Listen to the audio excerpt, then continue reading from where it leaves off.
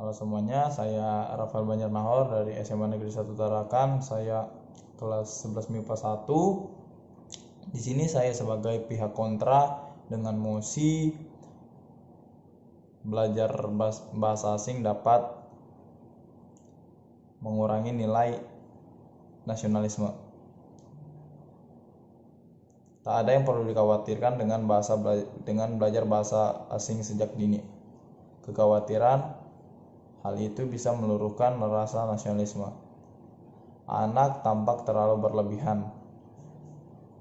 Mengutip hasil riset Joe Cummins dalam buku Language, Power and Pedagogy Bilingual Children in the Crossfire, Manager English First Indonesia Arleta Darussalam mengatakan, anak yang mengembangkan dua kemampuan bahasa semasa sekolah akan mendapat pemahaman mendalam mengenai bahasa dan cara penggunaannya secara efektif.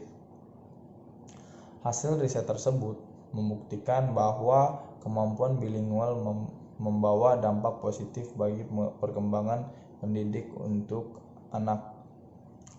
Riset ini menyimpulkan bahwa anak-anak dengan kemampuan bilingual akan memiliki fleksibilitas berpikir yang lebih baik dengan hasil dari pemrosesan informasi dari dua bahasa yang berbeda.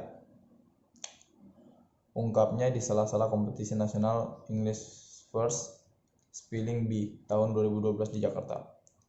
Ia menyadari bahwa pentingnya penggunaan bahasa Inggris yang baik dan benar sejak dini diharapkan mampu menjadikan generasi muda Indonesia berkualitas, kompeten, dan menjadi pemimpin yang andal, serta mampu bersaing di ajang internasional. Selain itu, kompetisi ini diharapkan dapat menjadi kesempatan emas bagi anak-anak penjuru daerah untuk berinteraksi. Penting kiranya sedini mungkin anak-anak diperkenalkan dengan budaya lain, karena dari situ mereka akan tumbuh sikap saling menghargai dan menghormati orang lain di luar dirinya. Sebab belajar bahasa berarti belajar kebudayaan. Dengan saling menghormati satu sama lain dari latar belakang daerah dan budaya yang berbeda itu, maka tertanam sikap nasionalisme di hati mereka. Ini bisa dimengerti karena nasionalisme adalah satu paham yang menciptakan dan mempertahankan kedaulatan sebuah negara dalam mewujudkan suatu konsep identitas bersama untuk sekelompok manusia. Jadi walaupun berbeda-beda tetapi datang dari negara yang satu, Negara Kesatuan Republik Indonesia yang berdaulat. Rasa nasionalisme ini tertanam pada anak-anak yang belajar bahasa Inggris. Ia mengatakan semakin seorang mahir dalam bahasa Inggris, semakin ada peluang menjadi seorang nasionalis. Melalui bahasa Inggris, anak kita bisa memperkenalkan Indonesia yang sangat beragam suku bangsa dan budaya kepada orang asing. Yang kebanyakan dari mereka bisa berbahasa Inggris semakin menguasai bahasa asing. Semakin luas wawasan dan pergaulannya, maka semakin besar pula peluang memperkenalkan Indonesia ke masyarakat luas internasional. Jadi menurut saya belajar bahasa Inggris atau bahasa asing lainnya itu bukan berarti mengurangi sifat nasionalisme seseorang, tetapi bisa jadi itu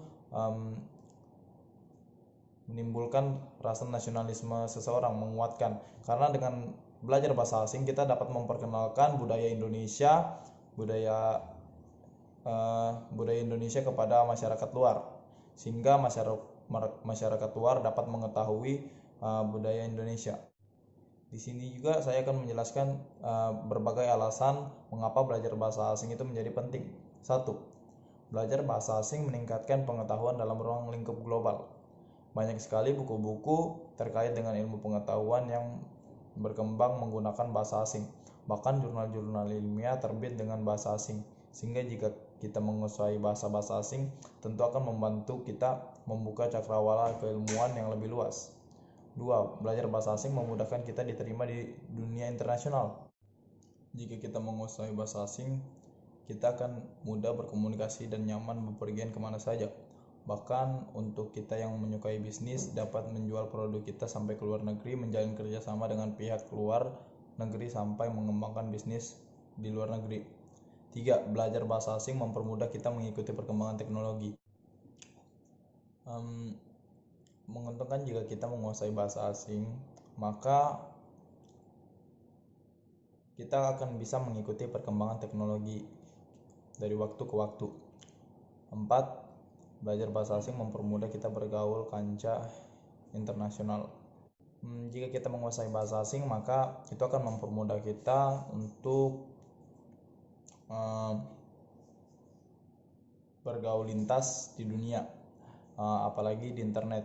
Itu akan lebih mempermudah kita untuk bersosialita, bisnis, dan lainnya. 5. Belajar bahasa asing mempermudah kita melanjut ke jenjang pendidikan yang lebih tinggi di luar negeri. Baiknya beasiswa ke luar negeri dari pemerintah Indonesia jauh lebih berpotensi besar didapatkan jika kita memiliki kemampuan bahasa asing. 6. Belajar bahasa asing mempermudah kita mendapatkan beasiswa di luar negeri. Selain berpeluang mendapatkan beasiswa dari pemerintah ke luar negeri, kita yang menguasai bahasa asing juga berkemungkinan besar mendapatkan tawaran beasiswa dari luar negeri. 7. Belajar bahasa asing mempermudah kita mendapatkan pekerjaan. Kebanyakan perusahaan memasukkan kemampuan bahasa asing di dalam kualifikasi yang harus dimiliki calon karyawannya, karena rata-rata yang diprioritaskan dapat menguasai bahasa asing. Maka kita yang seorang lulusan bahasa asing tentu akan mempunyai nilai kemampuan bahasa asing seperti TOEFL atau Norwegian untuk penguasaan bahasa Inggris dan bahasa Jepang. Hal inilah yang akan menjadi bahan pertimbangan yang sangat kuat saat melamar pekerjaan. Di sini juga saya mendapatkan beberapa manfaat lain selain yang saya sebutkan tadi dalam belajar bahasa asing. 1. Belajar bahasa asing meningkatkan kinerja otak. Bahasa asing memiliki sistem baru dengan aturan, etimologi, dan makna yang berbeda. Hal tersebut merupakan sedikit dari kompleksitas sebuah bahasa. Mempelajari bahasa asing membuat otak untuk melakukan tugas dalam mengenali struktur bahasa baru. Ketika otak bekerja mempelajari bahasa baru ini dalam memahami makna dan menggunakan kalimat-kalimat, ini berdampak pula pada peningkatan keterampilan dalam membaca, bernegosiasi, dan memecahkan masalah.